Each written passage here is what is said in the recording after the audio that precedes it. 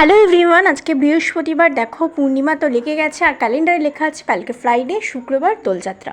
তো পূর্ণিমা যেহেতু লেগে গেছে ওর জন্য আমি দেখো স্নান টান করে ফুল টুল দিয়ে সিঁদুর চন্দন দিয়ে ঠাকুরকে সাজিয়ে দিলাম। আমিও শ্যাম্পু করেছি, মা আর আমি দুজন রেডি হয়ে গেছি।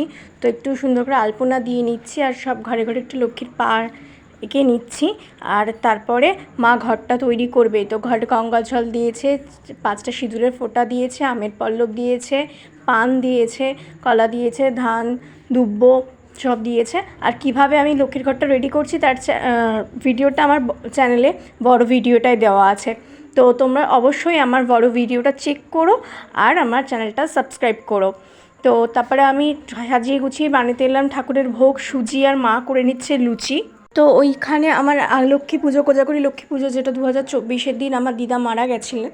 তো সেজন্য আমি সব ভোগের আয়োজন করলেও ভোগটা করে দিতে পারিনি, তাই শুধু মুরগি বাতাসা ফল দিয়ে পুজো দিতে হয়েছে। ভাবলাম দোলযাত্রার শুভ দিনে একটু মা লক্ষ্মীকে দিয়ে দিই ভোগ। তো লুচি আর সুজি দিয়েছি। আমরা এমনিও তো লক্ষ্মী পুজোতে চালের জিনিস দিই না। লুচি সুজি দিয়ে আমি পুজো দিয়ে নিচ্ছি আর ভালো করে আরতি করে নিচ্ছি। সব ঠাকুরকেই সুন্দর করে পুজো দিয়ে নিচ্ছি। এখানে শাক বাজিয়েছিলাম। তো আর আবির যেহেতু পূর্ণিমা লেগে গেছে, তো ঠাকুরের পায়ে একটু আবির লাগিয়ে দিলাম। আর এবার আমি করবো রান্না, আর লক্ষ্মীর পাঁচালিও পড়েছি লাস্টে। তো এবার করব রান্না, মানে নিজেদের খাওয়ার জন্য করেছিলাম আলুর তরকারি, ছোলার ডাল আর লুচি।